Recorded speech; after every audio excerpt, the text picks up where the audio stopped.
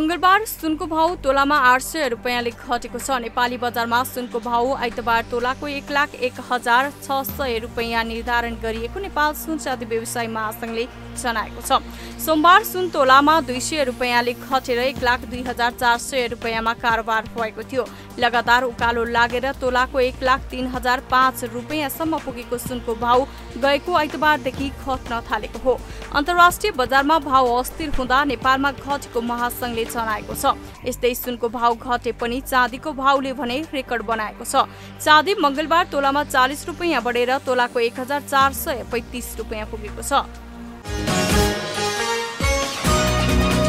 NRN infrastructure and development लिमिटेडको IPO मंगलबार बिहान बाँडफाँट गरिएको छ। बिक्री प्रबन्धक सानिमा क्यापिटलका अनुसार उक्त कम्पनीको आइपिओ 3,20,614 जना आवेदकले गोला प्रथाबाट 10 किताको दरले शेयर पाएका छन् भने 97,344 जना आवेदकको हात खाली भएको छ। कर्मचारीका लागि सुरक्षित गरिएको मध्ये 45,957 किता शेयर बिक्री नभएपछि उक्त शेयर समेत थप गरी सर्वसाधारणमा 32,06,140 किता शेयर बाँडफाँड गरिएको हो।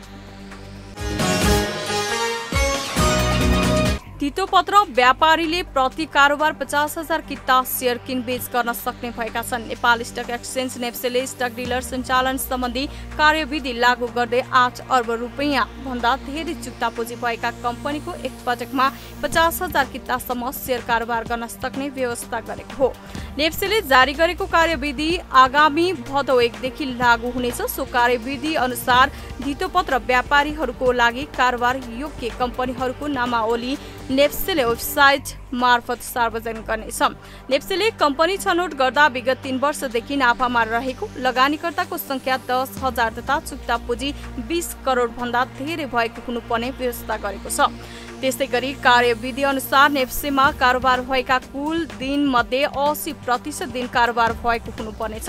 त्यसै गरी धितोपत्र व्यापारीले दैनिक रूपमा आफ्नो नेट ओर्थको अधिकतम 60% रकम सीमासम्म धितोपत्र किनबेच गर्न सक्नेछ। धितोपत्र व्यापारीले धरौटी राखेको रकमबाट 25 गुणासम्मको सीमाभित्र रही कारोबार गर्न पाउनेछ। चालू आर्थिक वर्षमा 14 खर्ब 74 अर्बको बजेट ल्याएको सरकारको ऋण 14 खर्ब 18 अर्ब रुपैयाँ नागेको छ, जसमा 55% अर्थात् 8 खर्ब 5 अर्ब रुपैयाँ वैदेशिक ऋण रहेको छ भने 45% अर्थात् 6 खर्ब 13 अर्ब रुपैयाँ आन्तरिक ऋण रहेको महालेखा नियन्त्रकको कार्यालयले जनाएको छ। तुलनात्मक रूपमा दक्षिण एसियामा नेपाल कम ऋण लिने मुलुकमा पर्ने महालेखा नियन्त्रकको कार्यालयले जनाएको छ। विश्व बैंकका अनुसार अहिले नै नेपालको ऋण कुल ग्राहस्थ उत्पादनको तुलनामा करिब 38% पुगिसकेको छ, जुन एक वर्षभित्र कुल ग्राहस्थ उत्पादनको अनुपातमा हेर्दा घटीमा 43.5% र कोभिड-19 का कारण सरकारको दायित्व बढेमा 51.3% सम्म पुग्नेछ। सरकारले चालू आर्थिक वर्षमा 7% को आर्थिक वृद्धि हुने प्रक्षेपण गरे पनि कोभिडका कारण यो वर्ष आर्थिक वृद्धि दर 2.1% मा सीमित हुने आकलन अर्थशास्त्रीहरूले गरेका छन्।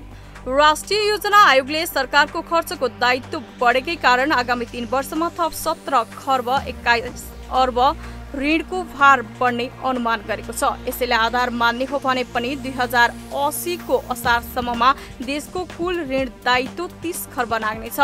महालेखाको तथ्याङ्क अनुसार गत वर्ष मात्रै सरकार 56 अर्ब रुपैयाँ ऋण खटाएको छ भने 2 खर्ब 85 अर्ब रुपैयाँ ऋण बढाएको छ। पछिल्लो एक वर्षमा 85 अर्ब सावा र ब्याज भुक्तानी 2 खर्ब 85 अर्ब ऋणको भार राज्यलाई थपिएको छ।